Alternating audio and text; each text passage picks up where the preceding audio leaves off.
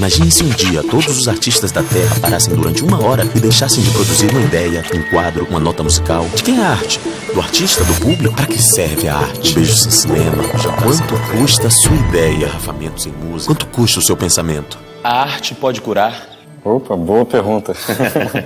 Certamente, né? Quer dizer, no sentido de uma cura, digamos, de problemas psicológicos mais graves, no sentido forte de cura, talvez não. Mas as psicoterapias, em geral, se a coisa é muito grave, também elas não chegam a curar, né? Então, se a gente pensa curar não como ficar bom, no sentido absoluto, ideal, né?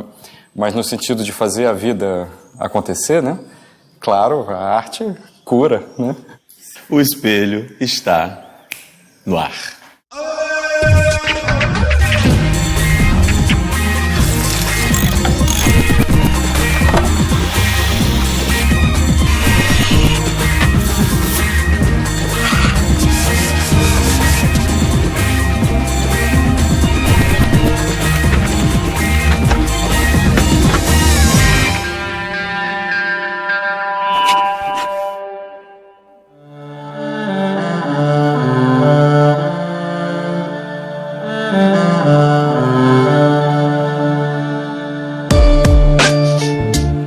Como é que você escolheu a filosofia e a psicanálise? Eu sempre gostei, assim, de arte e de ciências humanas. E aí resolvi fazer a graduação na Escola de Comunicação da UFRJ, porque na época, hoje ainda, mas na época ainda mais, início dos anos 80, tinha, assim, um panorama de disciplinas de ciências humanas imenso. Então, eu tive psicanálise, psicologia, filosofia, ciência política, antropologia, sociologia, enfim. Então, era bem rico, semiologia, semiótica. E a arte eu deixei, porque eu pensava na hora do vestibular, pô, será que eu faço belas artes e tal? Mas aí deixei para lazer. E vendo tanta variedade, assim, de ciências humanas, a minha cabeça não parava de pensar, né? De pensar sobre as coisas. E então resolvi enveredar pela filosofia.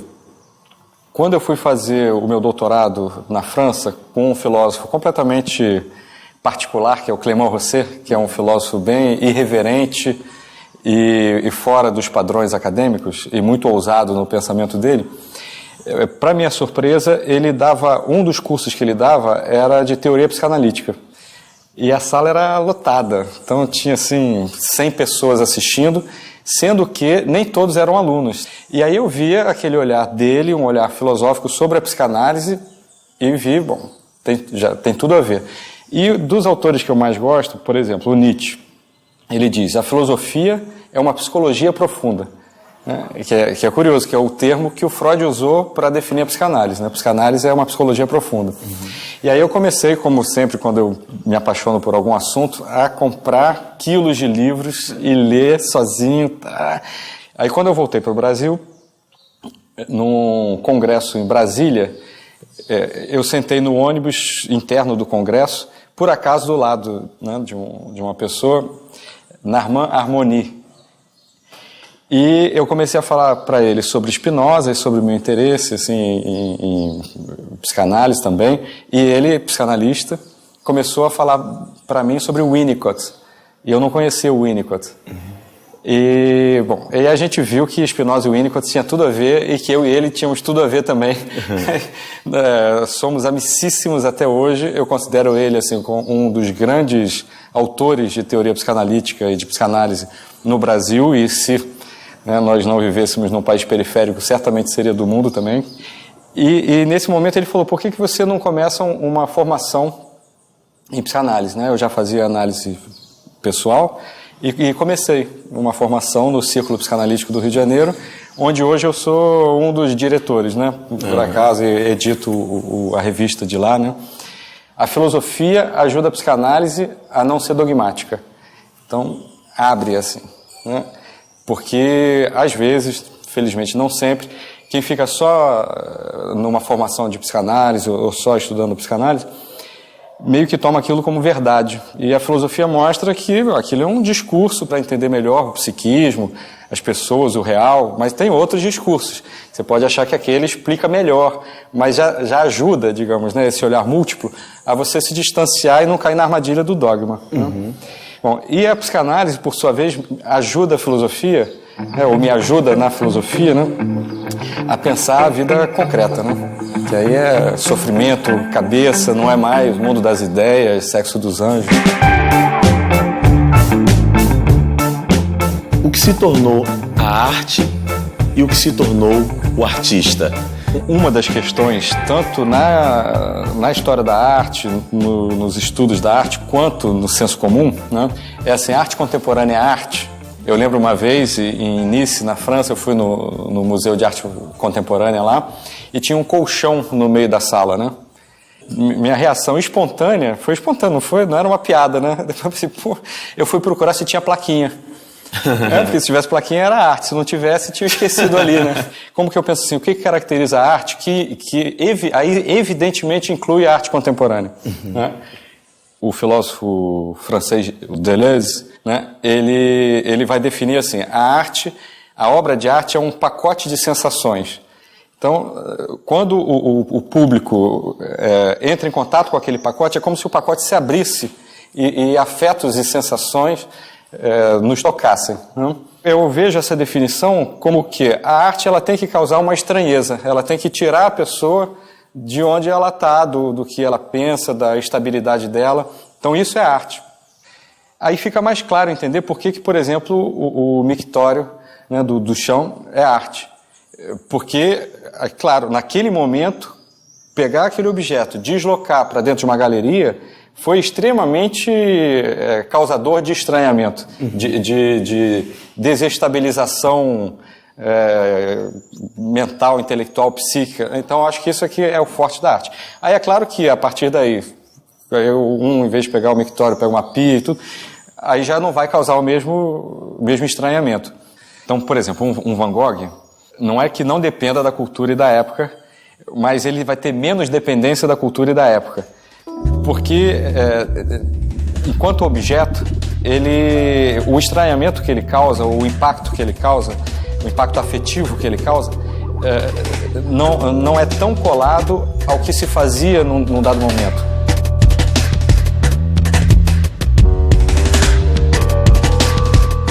Nesse sentido, eu acho assim que a arte contemporânea, que eu admiro, curto, né, e usufruo, ela fica numa busca, digamos, consciente talvez de originalidade, né, mas ainda que inconsciente, de gerar esse impacto. Qual tem sido o papel do artista na sociedade hoje? Sempre foi e sempre vai ser político. Em que sentido?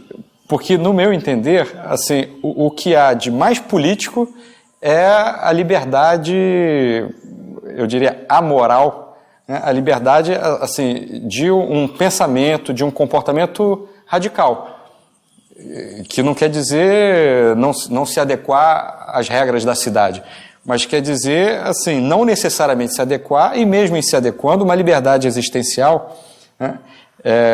Que é o que garante e denuncia a saúde, maior ou menor, né, de uma cidade.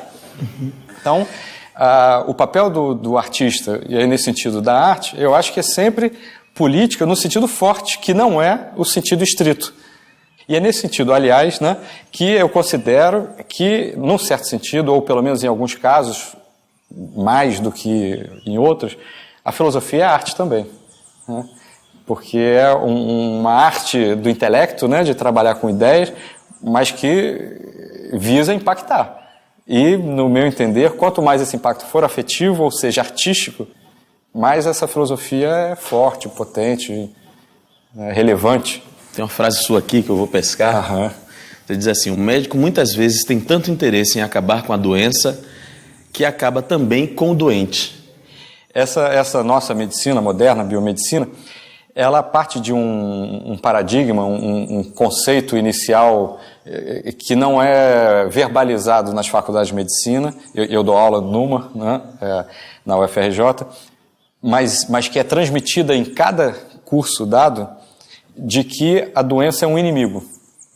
É algo externo que vem atacar o nosso corpo e que, portanto, tem que ser extirpado. Mas não é assim, a realidade não é essa. O fato é que assim, as doenças fazem parte da gente, né? Tanto pequenas doenças, né? Que a doença é um rótulo que se dá para uma enfermidade. A enfermidade vem de não firme, enfraquecimento. Né? Um enfraquecimento e uma normatividade, uma norma, uma regra de funcionamento que dentro de nós vai no sentido contrário ao da nossa unidade múltipla e que, portanto, prejudica o conjunto, digamos, né?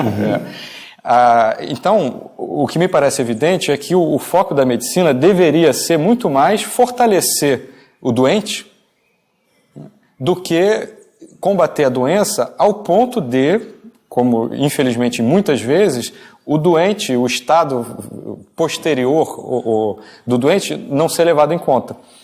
Então, quer dizer, se o foco é só em extirpar o inimigo, o local onde o inimigo existe muitas vezes fica mais debilitado do que antes, e aí é comum ver médicos falando a cirurgia ou a intervenção, enfim, ou o tratamento foi um sucesso, só que o doente piorou. A medicina moderna, ela trabalha com uma definição negativa de saúde, que eu acho péssima, que é saúde é ausência de doença.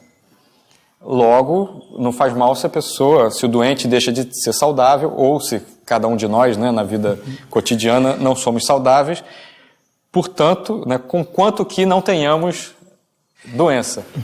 Bom, e se é assim, se perde uma definição positiva de saúde, que seria, por exemplo, entender saúde como potência de existir. Então, quer dizer, esse ideal de saúde, né, ele acoplado com a definição de saúde como ausência de doença, é compreensível, infelizmente, né, que isso vai gerar um cuidado com as aparências, mas no sentido de se esquecer a saúde positiva, ou seja, essa potência de vida. A mídia contribui bastante, né, para uma supervalorização das aparências e a saúde entra aí, a partir dessa definição que vem da biomedicina, né, que não é algo diretamente nascido na mídia, né, mas aí eu acho que as duas coisas se encaixam perfeitamente. Né?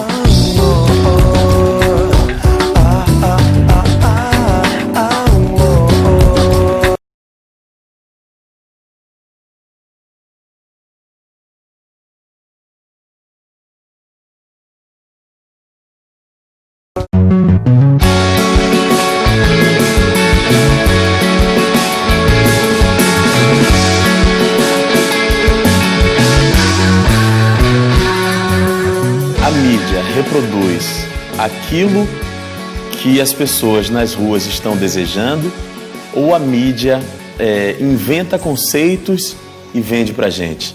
Certamente as duas coisas. Bom, aí isso me faz pensar na questão da arte em Nietzsche. Então, Nietzsche diz a tragédia anterior, né, o teatro, né, vamos chamar de teatro, o teatro de Ésquilo e de Sófocles era político nesse sentido forte. Era um perigo para a cidade, porque as pessoas ficavam livres, criativas, potentes, né, com a saúde como potência.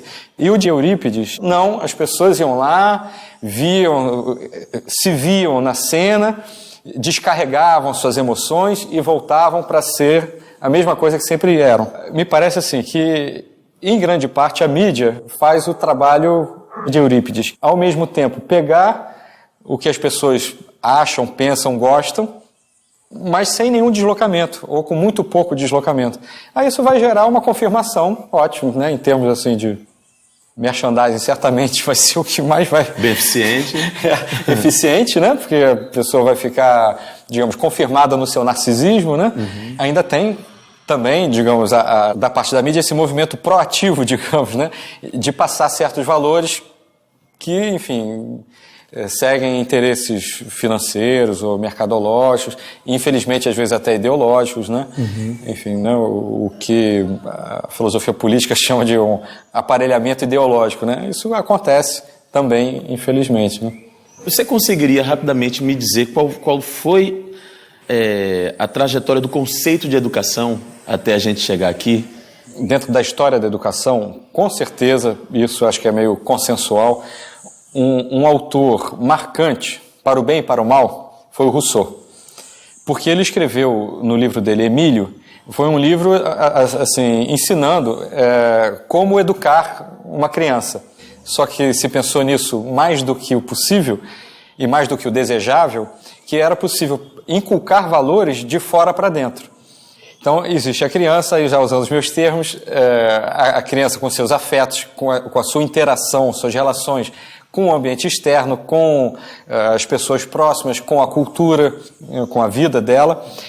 E o Rousseau acabou suscitando a ideia de que toda essa realidade daquela criança real, afetiva e histórica, digamos, contasse muito pouco. Como se ignorasse tudo que é da ordem ambiental e se chegasse com valores morais, e aí eu digo morais, inclusive no sentido negativo do termo, ou seja, de boas intenções, mas de boas intenções ambíguas, porque é uma maneira de, ao invés de você pensar na realidade afetiva, você desejar docilizar as pessoas para que elas aprendam o que deveriam ser.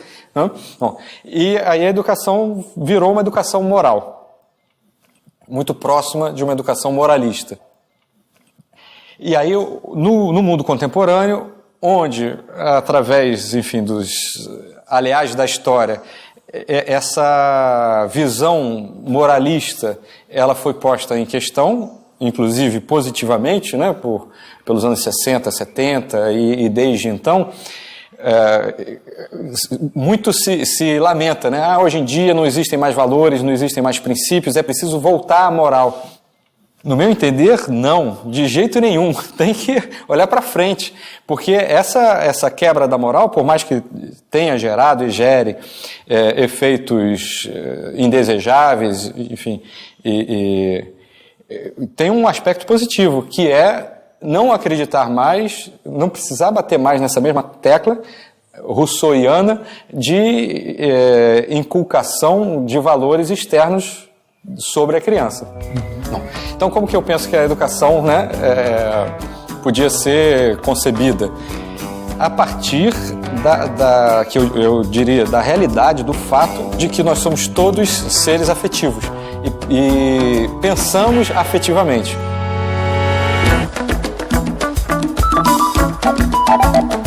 É só pensando com corpo, de corpo e alma, né? Pensando com o corpo, é que a gente pode pensar com a mente. Senão vira uma coisa dissociada, abstrata no sentido psicanalítico mesmo, disse dissociação. E, como disse Spinoza, lá no século XVII, mas é totalmente atual, né? Não adianta a gente falar mal da natureza humana real em nome de uma natureza humana ideal que não existe. Me parece evidente que conhecimento científico, de conteúdos e valores humanos vão confluir.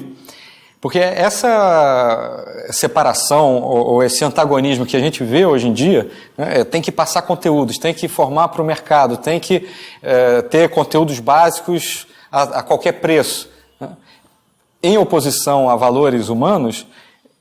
Me parece que isso acontece, é compreensível que isso aconteça, é quase inevitável que aconteça se a gente entende esse conhecimento técnico ou de conteúdo ou científico como um conhecimento de fora para dentro. É diferente se eu digo para uma criança, sobretudo, e mesmo para um adulto, né? Você tem que aprender isso aqui, porque é importante para mim, digamos, para mim, Estado, escola, professor, né? Sem mostrar o quanto que é vantajoso ou importante para ela. Então, a criança, mais ainda, mas mesmo posteriormente, é como se a criança pensasse assim, mas isso não é importante para mim. Aí vão dizer, não, é importante, porque você tem que arranjar emprego. Aí tudo bem, mas ela vai viver uma dicotomia. Assim, eu tenho que me forçar a uma coisa que é um sacrifício, que é chata, que é ruim, que eu não vejo intrinsecamente nenhuma relevância, mas eu tenho que me esforçar porque eu sei que depois vão me cobrar isso para eu poder ter um lugar na sociedade, né, ou, enfim, conseguir dinheiro, emprego, etc. Então, fazendo o advogado do diabo, então quer dizer que a gente tem que respeitar, tem que valorizar a sociedade do consumismo que a gente vive hoje, que traz o amor líquido que o Bauman fala? A sociedade do consumo, e o amor líquido é uma decorrência dela, né, ela está mais do lado, paradoxalmente, do conhecimento de conteúdo científico. Porque a sociedade do consumo vai dizer justamente o quê? Olha só, esse conteúdo científico ou né, de aprendizado de conteúdos tem importância porque você vai precisar dessa credencial para ter um lugar na sociedade. E por quê? Porque aí você vai poder consumir. O consumismo, no meu entender, é claramente uma submissão a algo de fora. Por quê?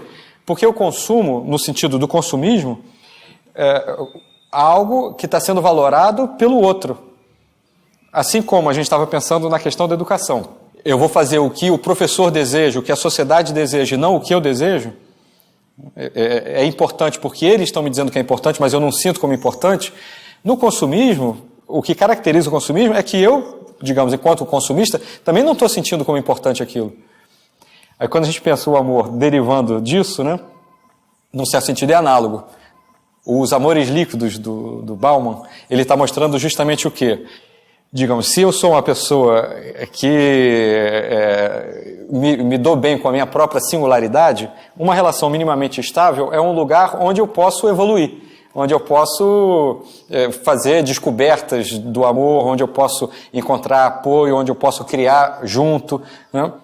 Agora, o amor líquido que o Bauman descreve seria justamente o quê? Um sentimento de que uma relação estável restringiria toda a virtualidade abstrata, imaginária, de possibilidades que eu teria com vários amores.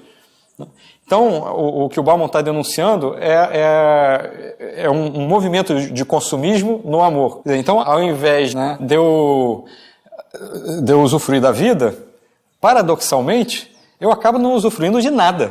Né? Quer dizer, para não ficar restrito, para não ter o meu desejo e a minha fruição restringida, eu acabo eu mesmo não me permitindo usufruir de nenhuma das coisas, porque ao invés de sentir o que está presente, eu acabo sentindo uma falta, uma ausência no que eu tenho. E desejo sempre a galinha do vizinho, né? Que parece mais gorda. Só que vai ter sempre uma mais gorda, né?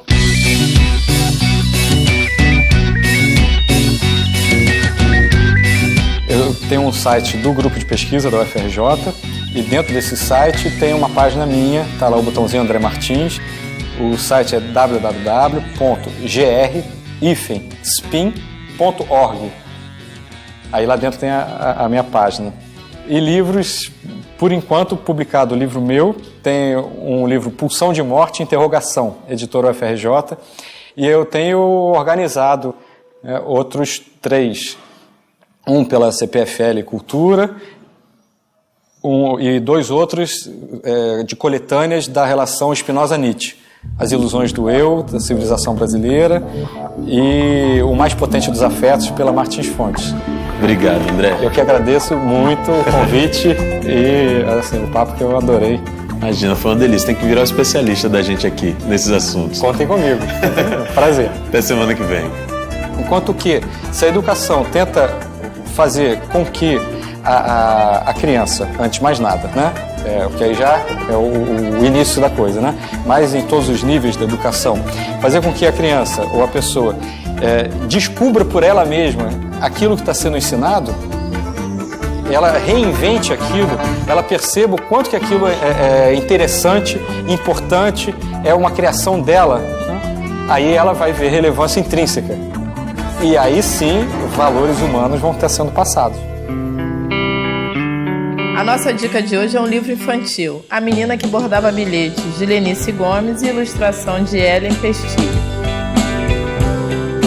Neste livro, A Menina que Bordava Bilhetes, a autora Lenice Gomes, através de sua personagem, conta pequenas histórias de um vilarejo através de bilhetes que a própria menina vai bordando contando a sua vida, contando a história da sua cidade e encantando a todos os leitores mirins. Através de uma ilustração delicada, a autora faz um trabalho de colagem também, em parceria com a ilustradora, e o resultado final é esse trabalho bonito e delicado. Se você quer saber um pouco mais sobre esse livro, visite o nosso blog e eu espero você na próxima semana.